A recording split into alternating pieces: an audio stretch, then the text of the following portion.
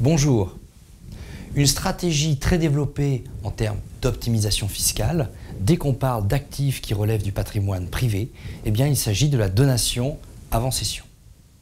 Si la donation avant cession avait été menacée, on s'en souvient, à la fin de l'année 2012 par la loi de finances rectificative pour 2012, on rappellera que le Conseil constitutionnel a supprimé, a censuré les dispositions qui seraient venues limiter cette stratégie.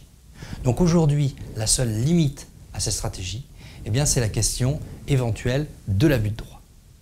Pour cette question, le Conseil d'État nous avait donné une position très favorable aux contribuables dans un arrêt en date du 30 décembre 2011, où en présence de clauses dans la donation qui pourtant étaient particulièrement contraignantes, une clause d'inaliénabilité qui durait jusqu'au décès du donateur, une obligation d'apport des titres à une société contrôlée par le donateur, le Conseil d'État avait jugé qu'il n'y avait pas réappropriation et donc il n'y avait pas abus de droit.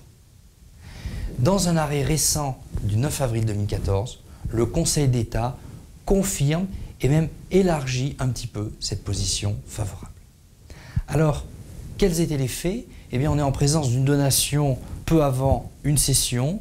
On retrouve notamment une clause obligeant à l'apport à une société contrôlée par les donateurs. Mais en plus, les donateurs ont prélevé des sommes sur le compte de la société, alors qu'ils n'étaient en l'occurrence qu'usufruitiers.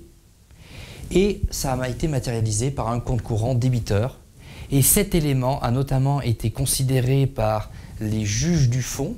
C'était une cour administrative d'appel de Bordeaux qui avait été commentée en son temps par nos soins. Avait considéré que dans ce cas, il y avait abus de droit, car réappropriation des capitaux finalement par les donateurs. Le Conseil d'État ne fait pas la même analyse. En matière de clauses dans la donation, comme dans son arrêt précédent de décembre 2011, il considère que ces clauses sont valables selon le Code civil, selon le droit privé, et donc on ne doit pas considérer qu'il y a réappropriation ou qu'elle soit abusive.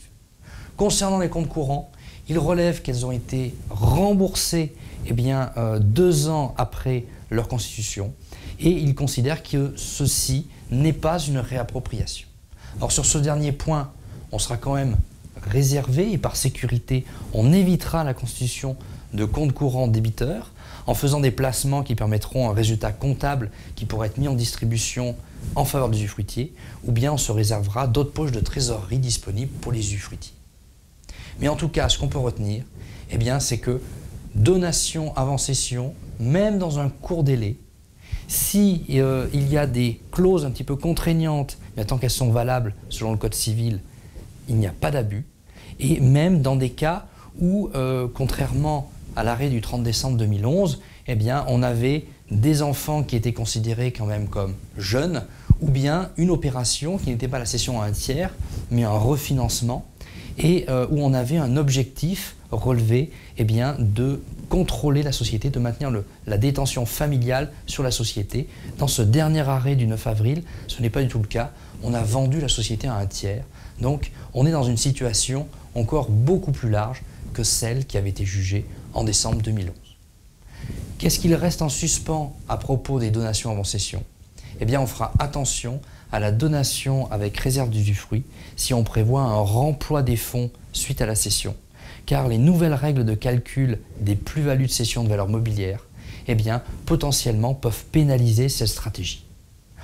On fera également attention aux clauses de quasi-usufruit qui ont été récemment considérées comme abusives dans une donation juste avant une cession par une cour administrative d'appel de Paris.